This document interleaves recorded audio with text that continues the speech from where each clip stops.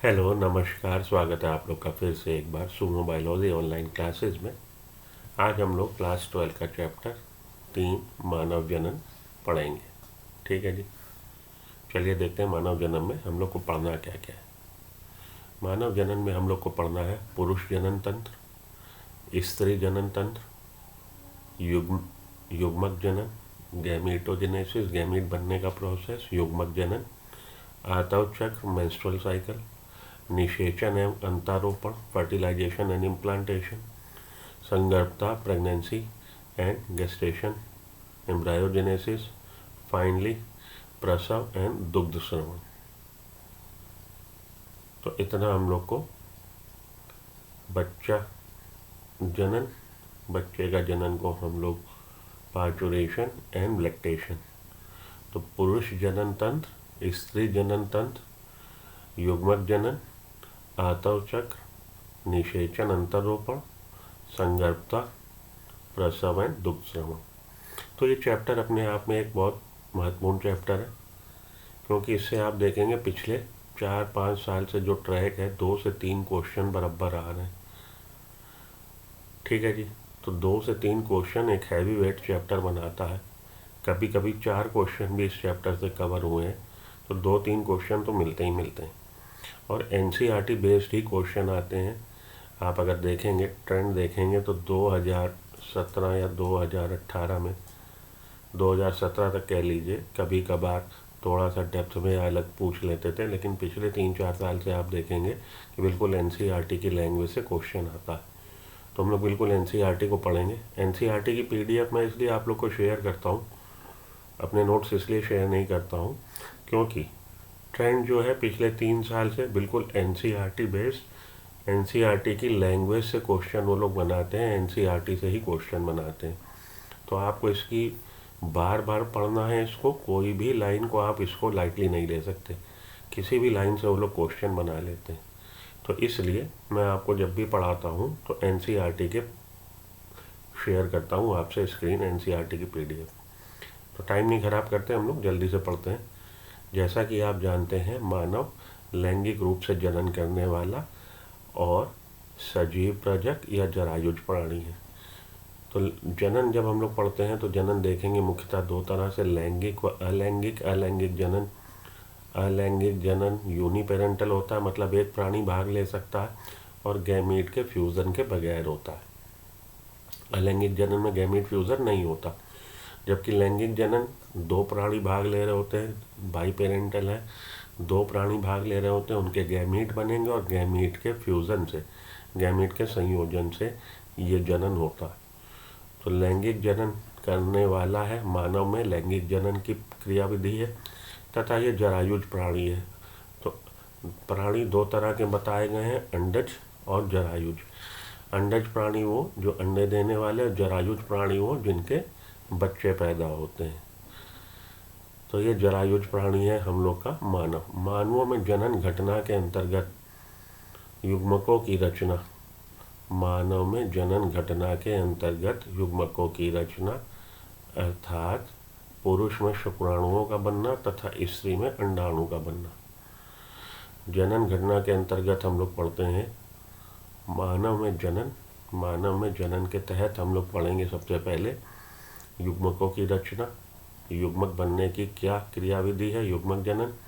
पुरुषों में शुक्राणु, पुरुष युग्मक को हम लोग शुक्राणु और स्त्री युग्मक को हम लोग अंडाणु के नाम से जानते हैं। तो स्त्री, मानव में शुक्राणु तथा स्त्री में अंडाणु का बनना। स्त्री जनन पथ में शुक्राणुओं का स्थानांतरण, शुक्राणु या ये गैमीट बनने के बाद गैमीट का ट्रांसफ़र। स्त्री जनन पथ में शुक्राणुओं का स्थानांतरण, जिसको वीर सेचन बोलते हैं। और पुरुष और स्त्री के युग्मकों का संलयन, पुरुष स्त्री के युग्मक का संलयन, उसको हम लोग निषेचन बोलते हैं, जिसके कारण युग्मनज जाइगोट का निर्माण होता है। और इनके युग्मक के संलयन से क्या बनेगा, जाइगोट बनेगा। पुरुष और स्त्री के युग्मक के संलयन से बनेगा जाइगोट, युग्मनज का निर्माण होता है, जाइगोट बन जाएगा। इसके बाद तो सबसे पहले बने गैमीट, युग्मक बने, युग्मक में शुक्राणु बने, और इधर अंड या अंडा बना, तो शुक्राणुओं का ट्रांसफ़र हुआ, उसके बाद इन दोनों का संलयन, निषेचन, दोनों का मिलना, निषेचन हुआ तो क्या बना, जाइगोट। ये सिंगल सेल जाइगोट बना, एक सेल जाइगोट बना, युग्मनज बना, शामिल है। इसके बाद ये युग्मनज जो जाइगोट बना, युग्मनज, इसमें डिवीजन होंगे,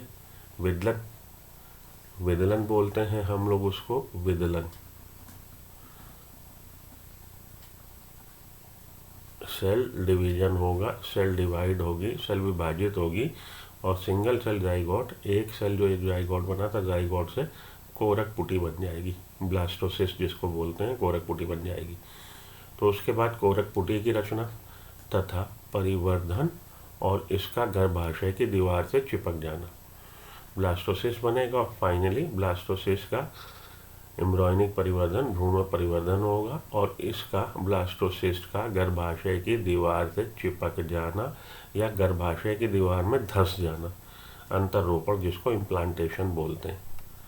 भ्रूणी परिवर्धन, गर्भावधि, भ्रूणी परिवर्धन, जेस्टेशन पीरियड, गर्भावधि, और फाइनली शिशु का जन्म। शिशु के जन्म की क्रियाएं सम्मिलित होती, घटित होती। तो जनन में इतनी चीज़ें हो रही हैं। गैमीट बनेंगे, गैमीट का ट्रांसफ़र होगा, गैमीट का फ्यूज़न होगा, जाइगोट बनेगा, जाइगोट में डिवीजन होंगे, ब्लास्टोसिस्ट बनेगी, ब्लास्टोसिस्ट गर्भाशय की दीवार से चिपक जाएगी या कहिए धंस जाएगी, उसके बाद भ्रूणी परिवर्धन होगा, और फाइनली शिशु का जन्म होगा। आपने पढ़ा है कि यह जनन घटनाएं यौवनारंभ के पश्चात संपन्न होती हैं। आपने यह भी कहीं पढ़ा होगा कि ये जो घटनाएं हो रही हैं यौवन आने के बाद, यौवनारंभ के बाद होती हैं। तो बच्चा जब पैदा होता है उस अवस्था को बाल्यावस्था बोलते हैं। बच्चा जब पैदा हुआ वो उसी समय पैदा होते ही सेक्सुअल रिप्रोडक्शन करने के लायक काबिल नहीं होता। बच्चा जब पैदा होता है तो पैदा होने के बाद उसकी जो अवस्था है वो बाल्यावस्था कहलाती। बाल्यावस्था में बच्चा इस काबिल या इस लायक या इतनी क्षमता नहीं है उसमें कि वो सेक्सुअल रिप्रोडक्शन कर सके। तो मानव के जीवन की वो अवधि या वो समय जब वो बच्चा सेक्सुअल रिप्रोडक्शन करने के काबिल हो जाता है या उसमें क्षमता आ जाती है, तो attainability of power of sexual reproduction या attainability of sexual reproduction, that is known as puberty. उसको प्यूबर्टी या यौवनारंभ बोलते हैं। तो यौवनारंभ वो अवधि या वो अवस्था है जब बच्चा, भले वो नर हो मादा हो, उसमें सेक्सुअल रिप्रोडक्शन, लैंगिक जनन करने की क्षमता का विकास हो जाता है।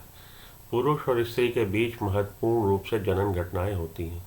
पुरुष और स्त्री के बीच में कुछ थोड़ा सा डिफरेंस है जनन घटनाओं में। उदाहरण के लिए डिफरेंस क्या है, एक वृद्ध पुरुष में भी शुक्राणु बनना जारी रहता है। जो ओल्ड हमारा ओल्ड वृद्ध पुरुष, उसमें शुक्राणु बनते रहते हैं, गैमीट बनना जारी रहता है। जबकि स्त्रियों में अंडाणु की रचना 50 वर्ष की आयु के बाद लगभग समाप्त हो जाती है। जबकि ज़्यादातर स्त्रियों में ये 50 वर्ष तक आते आते उनमें गैमीट बनना, अंड बनना खत्म हो जाता। आइए हम स्त्री और पुरुष के जनन तंत्रों की चर्चा करें। चलिए हम लोग अब एक एक करके मानव जनन तंत्र में पुरुष जनन तंत्र या नर जनन तंत्र और उसके बाद मादा जनन तंत्र की बात करें, स्त्री जनन तंत्र की बात करें। पुरुष जनन तंत्र शरीर के श्रोणी क्षेत्र में पेल्विस रीजन में अवस्थित होता है। तो पेल्विस रीजन में ये उपस्थित है कह लीजिए। इसके अंतर्गत एक जोड़ा वृषण, तो पुरुष जनन तंत्र में क्या क्या आ रहा है, एक जोड़ा वृषण, टेस्टिस, एसेसरी ग्लैंड्स, सहायक ग्रंथियां और सहायक नलिकाएं। तो सहायक नलिकाओं, सहायक ग्रंथियों और बाह्य जनेंद्री से बना है।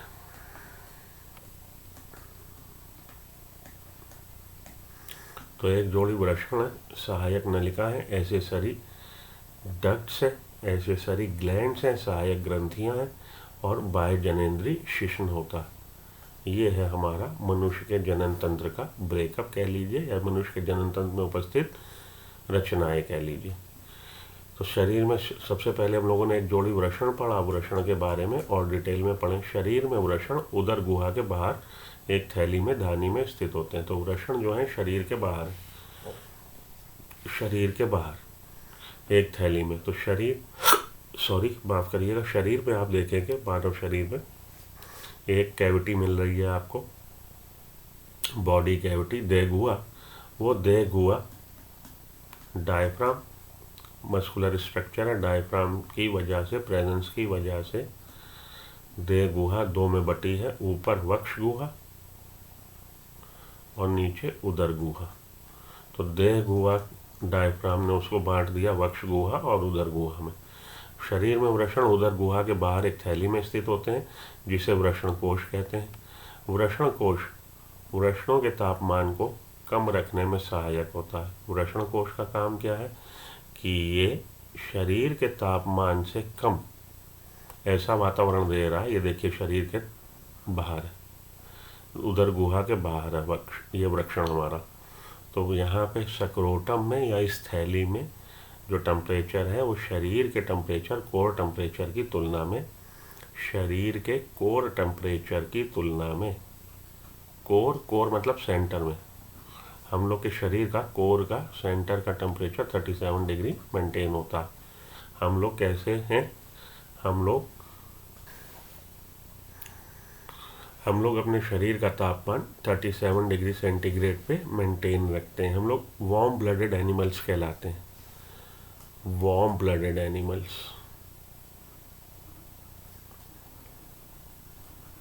अपने शरीर का तापमान हम लोग 37 डिग्री पे मेंटेन रखते हैं। तो शरीर के तापमान से इसका वृषण की थैली का जो तापमान है, यहाँ पे तापमान 2 से 2.5 डिग्री कम होता है। और ये कम रखते हैं इसलिए, क्यों रखते हैं कम, क्योंकि शुक्राणु जनन, शुक्राणु बनने की, मेल गैमीट बनने की प्रक्रिया के लिए ये टेम्परेचर ज़्यादा सूटेबल है। कौन सा, जो वृषण की इस थैली में है। तो 37 से 2.5 डिग्री लगभग कम कर लीजिए, तो 34.5 मतलब 34.5 से 35 डिग्री सेंटीग्रेड टेम्परेचर यहाँ पे है हमारा थैली में, सक्रोटम में। और ये टेम्परेचर 34 से 35 डिग्री या 34.5 से 35 डिग्री वृषण में गैमीट बनने की प्रक्रिया के लिए ज़्यादा मुफीद है, ज़्यादा सूटेबल है बनस्पत के 37 डिग्री टेम्परेचर का होना। तो 37 डिग्री टेम्परेचर का होना, ये टेम्परेचर सूटेबल नहीं है। किसके लिए ये टेम्परेचर सूटेबल नहीं है? वृषण में गैमीट बनने की प्रक्रिया के लिए, शुक्राणु जनन के लिए। तो वृषण कोश का काम क्या है? वृषण कोश वृषणों के तापमान को शरीर के तापमान से 2 से 2.5 डिग्री सेंटीग्रेड कम रखने में सहायक होता है, जो शुक्राणु जनन के लिए आवश्यक है। ठीक है। अब यह वृषण गर्भावस्था में 7वें महीने में ये वृषण सक्रोटम में उतरते हैं। ये वृषण गर्भावस्था के 7वें महीने के दौरान सक्रोटम में उतरते हैं। ठीक है। और अगर ये नहीं उतरेंगे तो ये वृषण उदर गुहा में ही रहेंगे। उस कंडीशन को हम लोग क्रिप्टोर्किडिज्म कहते हैं। क्रिप्टोर्किडिज्म लैटिन भाषा में क्रिप्ट का मतलब है हिडन, छुपे हुए, हिडन छुपा हुआ। और ऑर्किडिज्म का यहाँ पे मतलब है टेस्टीज, तो छुपे हुए टेस्टीज।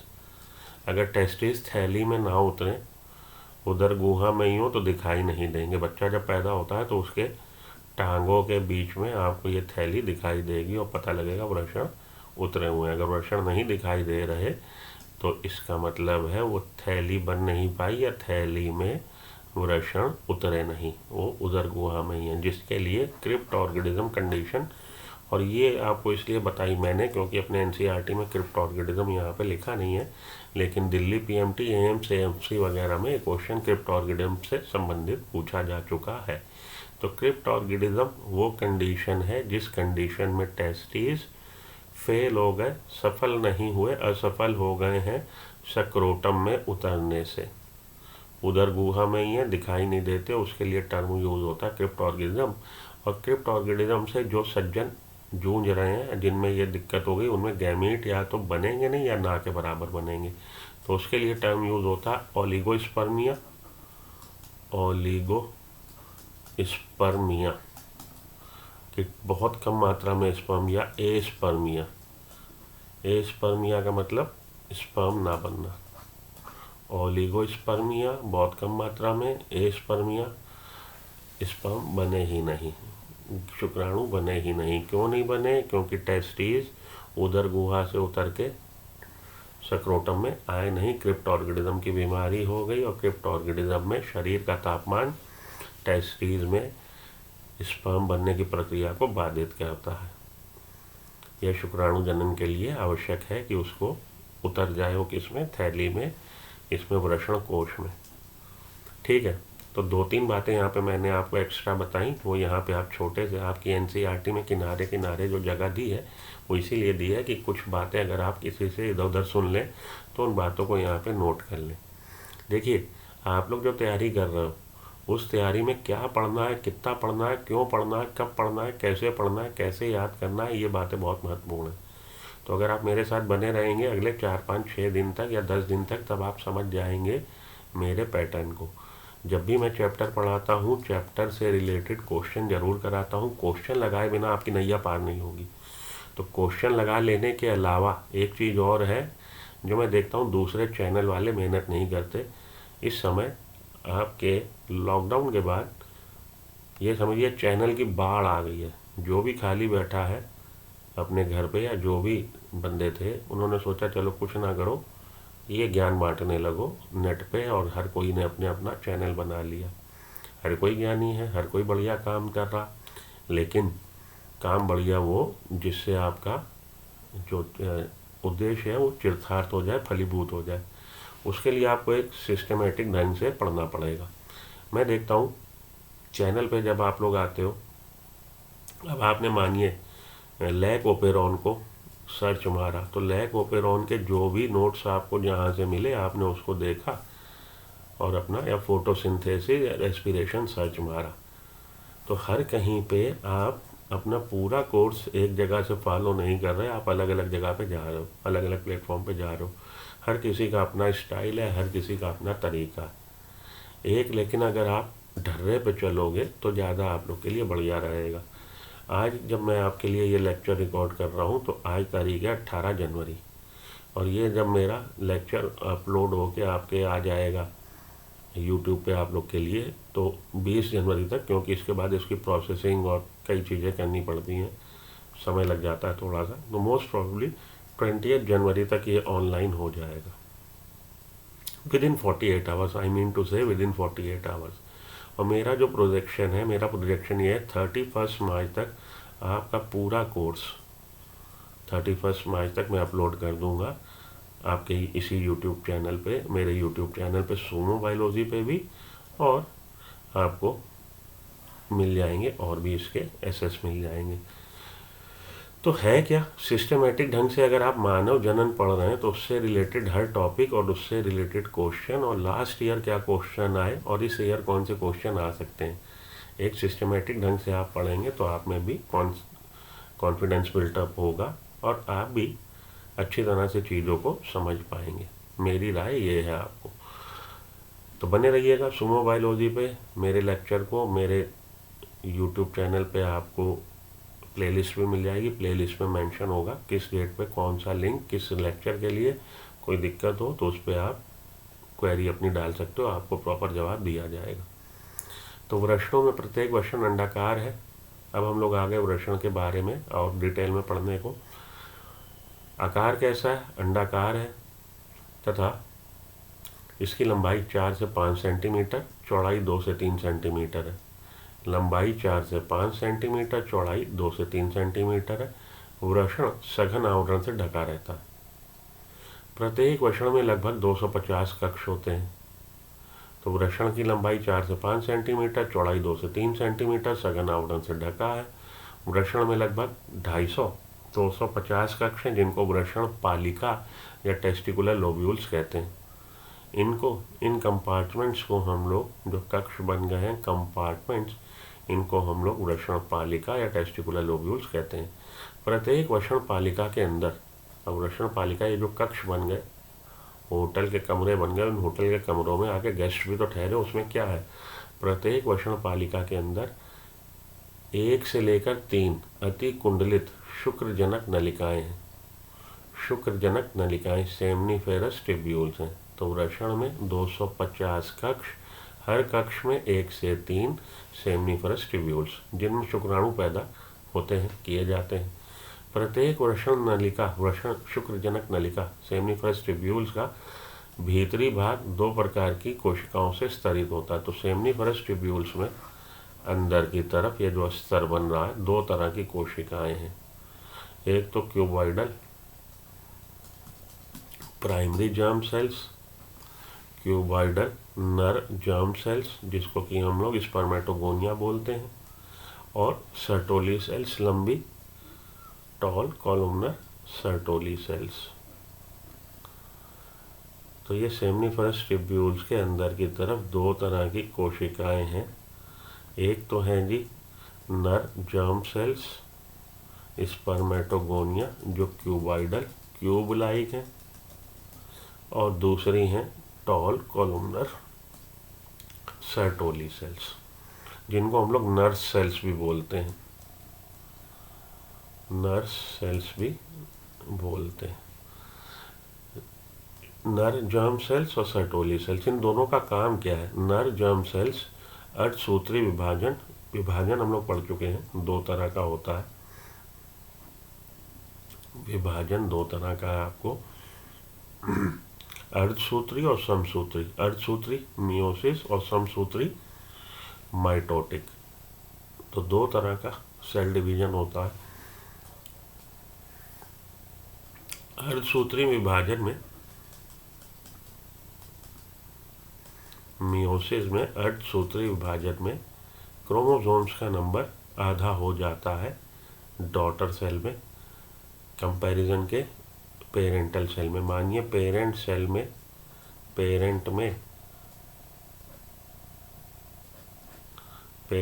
में पैतृक सेल में क्रोमोसोम नंबर अगर मानिए 10 थे तो डॉटर सेल में क्रोमोसोम नंबर 5 हो जाते हैं। इस तरह के विभाजन को हम लोग अर्धसूत्री विभाजन बोलते हैं। जबकि समसूत्री विभाजन में नंबर ऑफ क्रोमोसोम बराबर रहते हैं, इक्वल रहते हैं, वो आधे नहीं होते। समसूत्री विभाजन। तो नर जर्म सेल्स अर्धसूत्री विभाजन या अर्धसूत्रण के फलस्वरूप शुक्राणुओं का निर्माण करती। मियोसिस सेल डिवीजन होगा और क्या बनेंगे, मियोसिस सेल डिवीजन से बनेंगे शुक्राणु। जबकि सर्टोली सेल्स का काम क्या है, सर्टोली सेल्स का काम है जर्म कोशिकाओं को पोषण प्रदान करना, नॉरिशमेंट, उनको पोषण प्रदान करना। तो सर्टोली सेल्स, इसीलिए इसको नर्स सेल्स भी बोलते हैं कि ये जर्म कोशिकाओं को पोषण प्रदान करती है। शुक्रजनक नलिकाओं के बाहरी क्षेत्र को अंतराली स्पेस बोलते हैं, इंटरस्टिशियल स्पेस बोलते हैं। तो शुक्रजनन के नलिका के बाहर क्या मिलेगा, शुक्रजनन नलिका के बाहर मिलेगा, शुक्रजनन नलिकाओं के बाहरी क्या मिलेगा, शुक्रजनन नलिकाओं के बाहरी क्षेत्र को अंतराली क्षेत्र, इंटरस्टिशियल स्पेस, अंतराल। तो ये शुक्रजनक नलिकाएं हैं, इनके यहाँ पे क्या है, इंटरस्टिशियल स्पेस है, अंतराली अवकाश है, इंटरस्टिशियल स्पेस है। इसमें छोटी बड़ी रुधिर वाहिकाएं, ब्लड वेसल्स मिल रही हैं छोटी छोटी, और इंटरस्टिशियल स्पेस में इंटरस्टिशियल सेल्स। यहाँ जो सेल्स हैं वो इंटरस्टिशियल सेल्स, भाई अंतराली अवकाश में जो सेल्स मिल रही, कोशिकाएं मिल रही हैं, उनको अंतराली कोशिकाएं बोल रहे हैं। अंतराली कोशिकाएं या लीडिंग सेल्स मिलती हैं। लीडिंग कोशिकाएं पुंजन,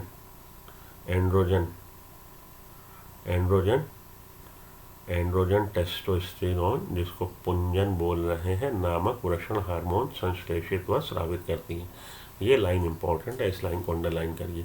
अच्छा, अभी तक मैंने आपसे नहीं बोला ना ये लाइनें इंपॉर्टेंट है। देखिए जो जो लाइनें इंपॉर्टेंट हैं जहाँ से क्वेश्चन आता है, लीडिंग सेल्स क्या कर रही हैं, एंड्रोजन नामक वृषण हार्मोन को, टेस्टिकुलर हार्मोन को संश्लेषित और सिंथेसिस कर रही हैं और सिक्रीशन कर रही हैं, बना भी रही हैं और उसका श्रावण भी कर रही हैं। तो लीडिंग सेल्स पुंजन एंड्रोजन नामक वृषण हार्मोन को संश्लेषित व स्रावित करती हैं। यहाँ पर कुछ अन्य कोशिकाएं भी होती हैं जो प्रतिरक्षात्मक कार्य करने में सक्षम होती हैं। Some cells are also there which can act as a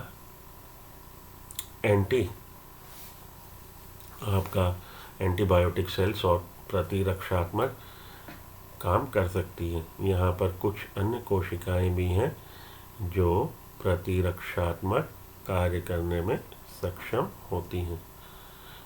ठीक जी, चलिए आगे चलिए। तो यहाँ पे इंटरस्टिशियल स्पेस में क्या मिल रहा है आपको, छोटी छोटी रुधिर वाहिकाएं मिल रही हैं। इंटरस्टिशियल स्पेस में आपको इंटरस्टिशियल सेल्स मिल रही हैं जिनको हम लोग लीडिंग सेल्स कहते हैं। लीडिंग सेल्स का काम पुंजन नामक वृषण हार्मोन का संश्लेषण व श्रावण है, तथा कुछ अन्य भी मिल सकती हैं सेल्स आपको जो प्रतिरक्षात्मक कार्य करने में सक्षम होती हैं।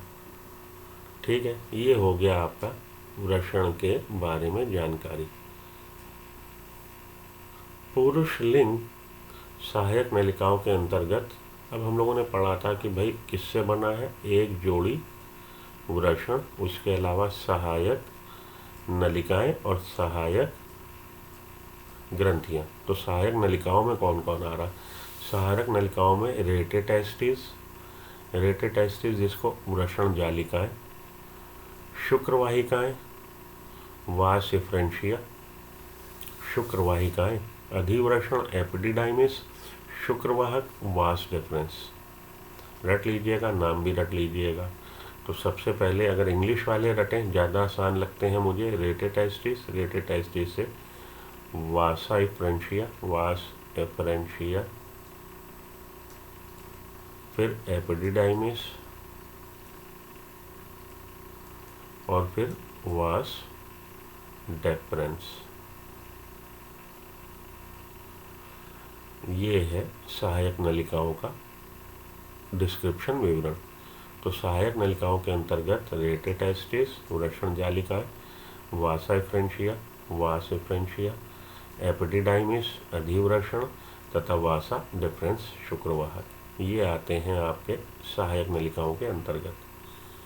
ठीक, वृषण जालिकाएं, शुक्रवाहिकाएं, अधिवृषण, शुक्रवाहक, वृषण जालिकाएं, शुक्रवाहिकाएं, अधिवृषण, शुक्रवाहक।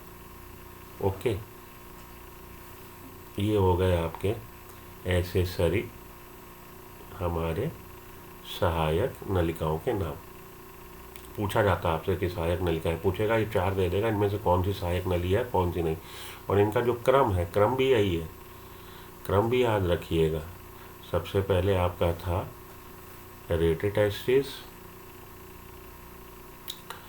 वृषण जालिकाएं, फिर है शुक्रवाहिकाएं, फिर है अधिवृषण और फिर है शुक्रवाहक। ठीक है, इनका क्रम भी यही है। इसी क्रम में ये सेमनीफरस ट्यूब्यूल से लेके इजैकुलेटरी डक्ट तक यही क्रम है इनका। इस क्रम को भी याद रखिएगा, क्रम से नाम दे रखें तो कई बार वो क्रम भी पूछ लेता। तो वृषण की शुक्रजनक नलिकाएं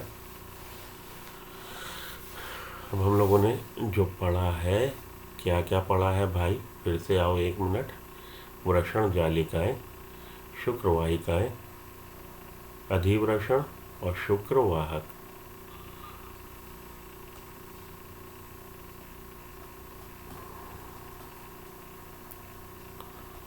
वृषण जालिकाएं, शुक्रवाहिकाएं,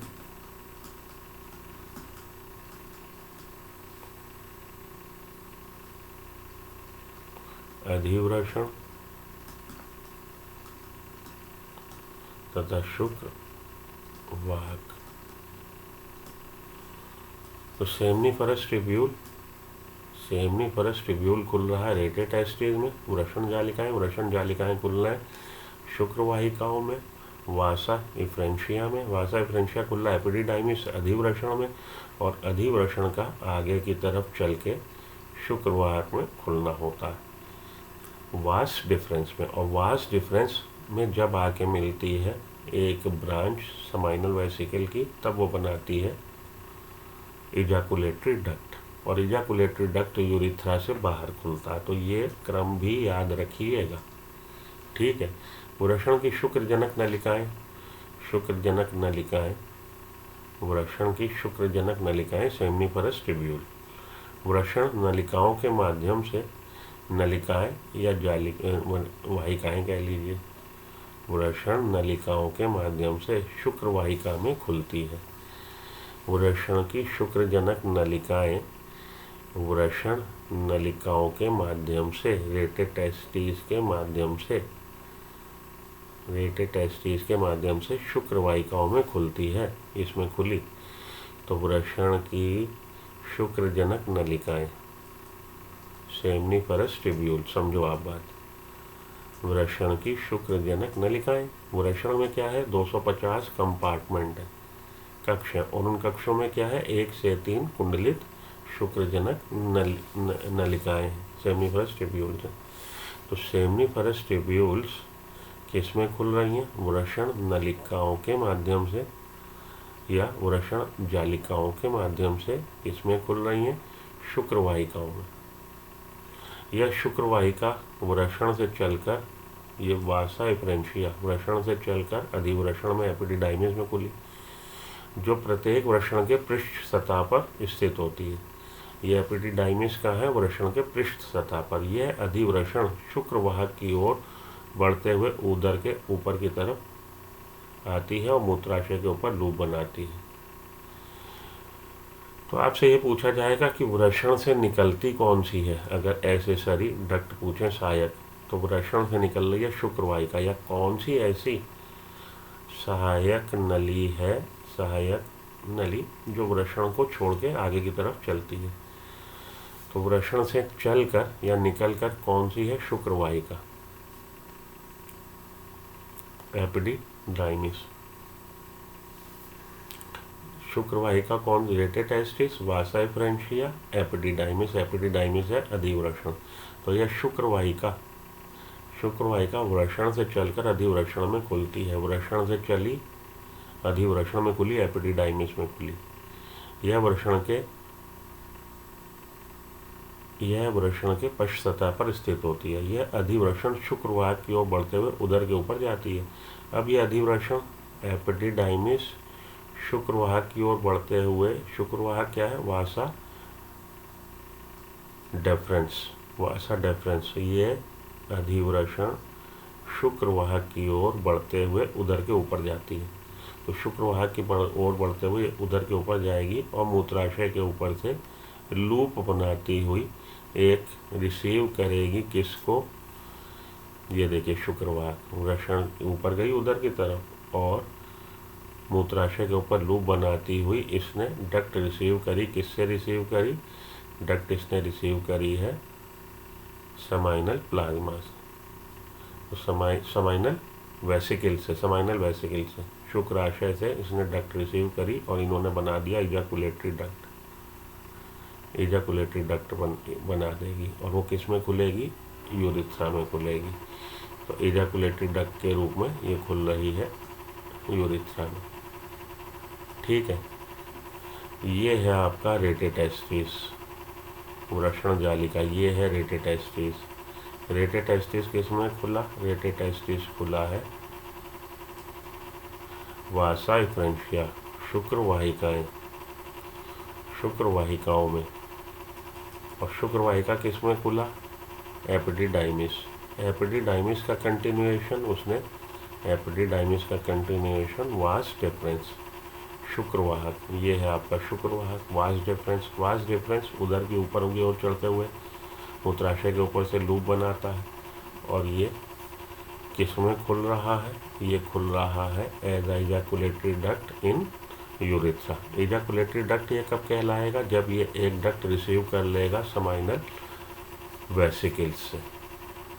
ठीक है, ये हो गई आपकी कहानी। तो इसको आपने रट लेना है, सीरीज़ को भी रट लेना, और ये जो छोटी छोटी बातें उसमें दे रखी हैं कि इधर से चला पश्च भाग पे है, वो सारी बातें भी आपको रट लेनी है, क्योंकि क्वेश्चन आजकल इसी तरह से बनाते हो, कहेगा इनमें से कौन सा कथन ठीक नहीं है, निम्नलिखित 4 कथनों में से कौन, तो इसको 4 उसने कथन में बांट दिया। वृषण की शुक्रजनक नलिकाएं वृषण नलिकाओं के माध्यम से शुक्रवाहिका में खुलती, ये कथन 1 हो गया। शुक्रवाहिका वृषण से चल के अधिवृषण में खुलती है, कथन 2 हो गया।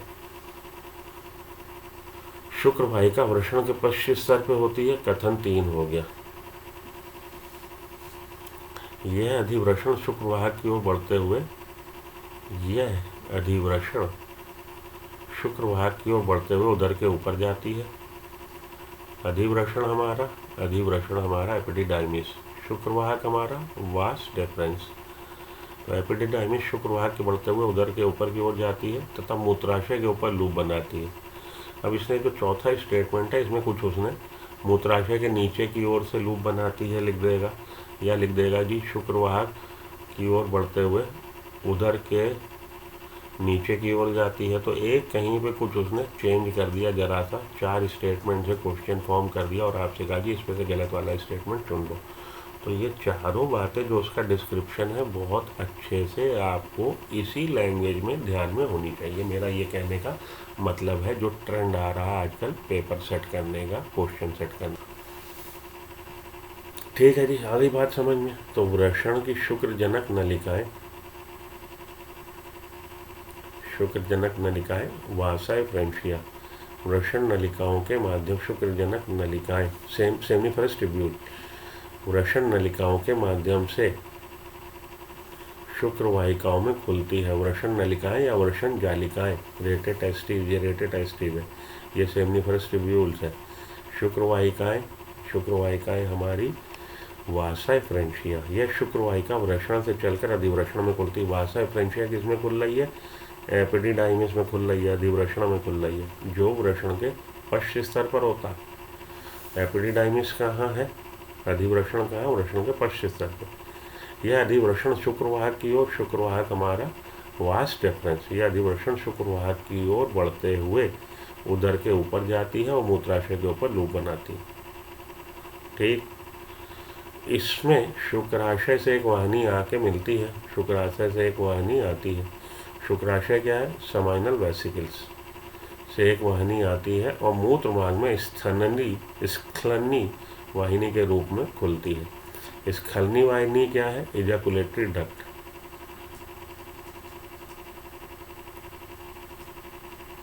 अब आप सोच रहे हो सर हिंदी की क्लास चल रही है, इंग्लिश के टर्म क्यों बोल रहे हैं?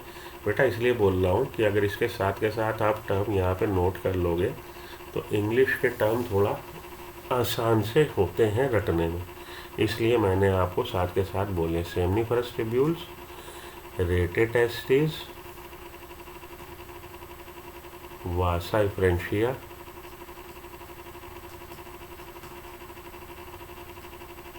सेमनीफरस ट्यूब्यूल्स, रेटेड टेस्टिस,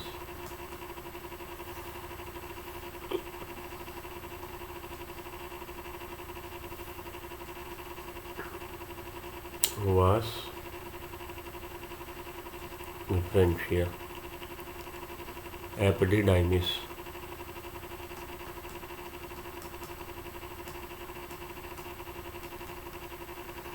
ठीक है जी,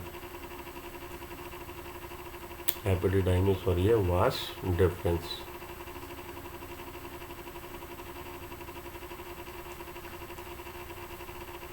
सेमाइनल वेसिकल, इजाकुलेटरी डक्ट, अच्छे से याद कर लीजिएगा, सीरीज याद कर लीजिएगा। ये नलिकाएं वृषण से पात्र शुक्राणुओं का भंडारण तथा मूत्र मार्ग से इसका बाहर स्थानांतरण करती हैं। ये नलिकाएं कौन? इजाकुलेटरी डक्ट। तो ये पूछा जाए अगर आपसे, इनमें से कौन स्पर्म का स्टोरेज करता है, शुक्राणुओं का भंडारण और मूत्र मार्ग से इसको बाहर स्थानांतरण करने का काम करता है? Ejaculatory duct. पूछ लेगा इनमें से कौन, निम्न में से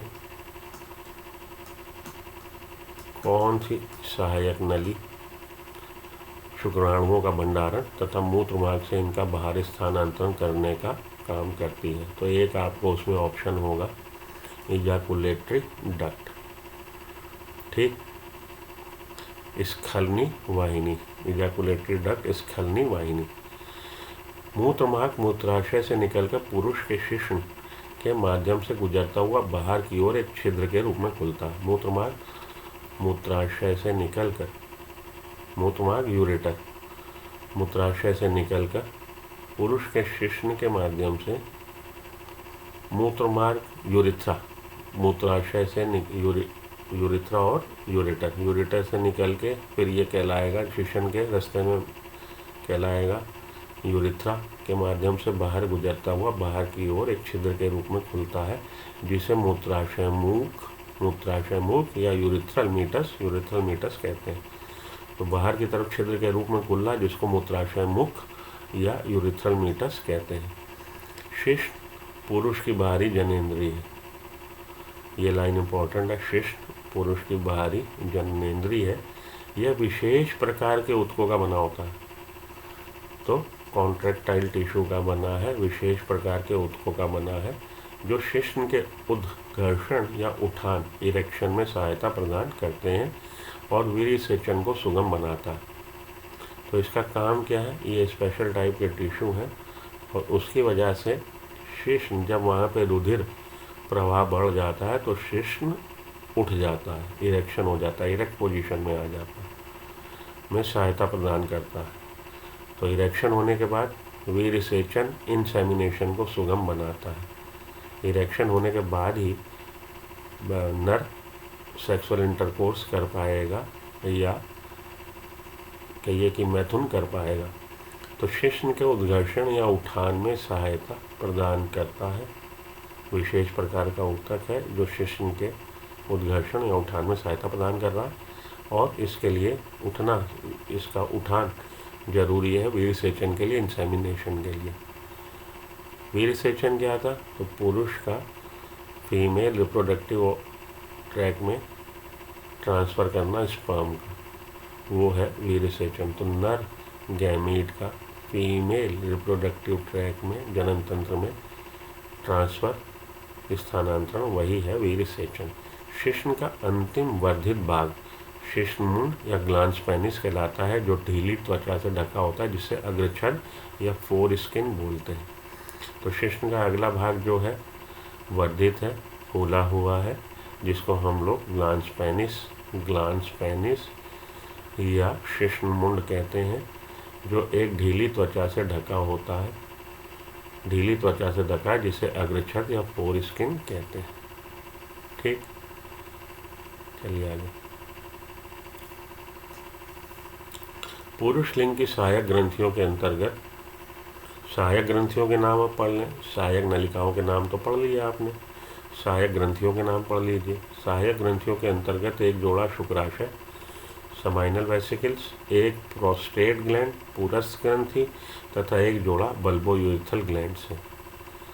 तो ये जोड़े में है, ये एक है, ये बात ध्यान दीजिए, ये भी क्वेश्चन पूछ लिया जाता है। तो सहायक ग्रंथियाँ एसेसरी ग्लैंड्स में क्या आ रहा है, एसेसरी ग्लैंड्स में एक जोड़ा शुक्राशय, एक पुरस्थ प्रोस्टेट ग्लैंड और एक जोड़ा बल्बोयूरिथल ग्लैंड्स आ रही हैं। इन ग्रंथियों का स्राव समाइनल प्लाज्मा का निर्माण करता है। ये तीनों ग्रंथियों का स्राव क्या बना रहा है, seminal plasma, seminal plasma, Shukri plasma, जो फ्रुक्टोज, कैल्शियम व कुछ एंजाइम प्रकीर्ण से भरपूर होता है। तो समाइनल प्लाज्मा में पूछता है, seminal plasma, seminal plasma is rich in, question बनेगा इज रिच इन, और नीचे आपको 4 उसने विकल्प दे रखे हैं, rich in fructose, rich in calcium and some enzymes. एक तो ये आपका विकल्प बन गया, और दूसरा ग्लूकोज, मैग्नीशियम, इस तरह से glucose, calcium, no enzyme, most of the enzyme इस तरह से वो लोग क्वेश्चन बना देते हैं। तो लाइनें आपने बिल्कुल ध्यान से और उसी हिसाब से रट लेनी है। सेमाइनल प्लाज्मा में क्या है, फ्रुक्टोज है, कैल्शियम है व कुछ एंजाइम्स प्रकीर्ण होते हैं। ठीक है। सेमाइनल प्लाज्मा बना किसका, श्रावण है किसका, सहायक ग्रंथियाँ। सहायक ग्रंथियों में क्या क्या है, एक जोड़ा शुक्राशय, एक जोड़ा बल्बोयूरेथ्रल व एक पुरस्थ प्रोस्टेट। बल्बोयूरेथ्रल ग्लैंड्स का स्राव मैथुन के दौरान शिश्न में स्नेहन लुब्रिकेशन प्रदान करने में सहायक होता है। बल्बोयूरेथ्रल ग्लैंड्स का जो सिक्रीशन है वो शिश्न के लुब्रिकेशन चिकनाहट, स्नेहन, घर्षण को कम करता है, प्रदान करने में भी सहायक होता है। तो यहाँ पे आके आपका नर जनन तंत्र खत्म हुआ, एक आपका खत्म हो गया है हमारा टॉपिक। अगले लेक्चर में मैं आपको पढ़ाता हूँ स्त्री जनन तंत्र या मादा जनन तंत्र। उसके बाद मैं इसके दोनों के आपको कुछ क्वेश्चन करवाता हूँ जिससे आपकी प्रैक्टिस हो जाए। तो मिलता हूँ ब्रेक के बाद, आपसे मिलते हैं अगले लेक्चर में स्त्री जनन तंत्र के साथ। पढ़ते रहिए, मेरे चैनल को सब्सक्राइब कर लीजिए और एक टाइम टेबल बना के अच्छे से हम लोग अपना मार्च तक कोर्स निपटा लें, या कोशिश रहेगी 15 अप्रैल तक कोर्स निपटा लें, उसके बाद रिवीजन कर लें। तो बने रहिए सुमो बायोलॉजी पे। अगर आपको लेक्चर पसंद आया मेरे चैनल को सब्सक्राइब कर लीजिए, मेरे ऐप को डाउनलोड कर लीजिए, सुमो बायोलॉजी नाम से ऐप गूगल पे आपको डाउनलोड करने को मिल जाएगा। उससे क्या फ़ायदा होगा, उससे जब मैं लाइव जाता हूँ उस ऐप पे नोटिफिकेशन है, आप लाइव भी पढ़ सकते हैं। दूसरा वहाँ पे DPP है, हर चैप्टर की डेली प्रैक्टिस पेपर, ज़्यादा से ज़्यादा आप क्वेश्चन लगाइए। और वहाँ पे टेस्ट सीरीज़ भी मैंने अपलोड करी हुई है। टेस्ट सीरीज़ में आप टेस्ट अटैम्प्ट कर सकते हो किसी भी चैप्टर का, कितनी भी बार, किसी भी समय, अपनी सुविधा के अनुसार। तो अभी तो ये सब फ्री है, फ्री टू फ्री, और फ्री का ज्ञान लोगों को पसंद नहीं आता। बहुत जल्दी ये आपको पेड सीरीज़ हो जाएगी, तो पेड सीरीज़ होने से पहले फ़ायदा उठा लीजिए, ज़्यादा से ज़्यादा क्वेश्चन अटैम्प्ट कर लीजिए। मिलता हूँ ब्रेक के बाद। Till then good luck, goodbye, have a nice day, thank you.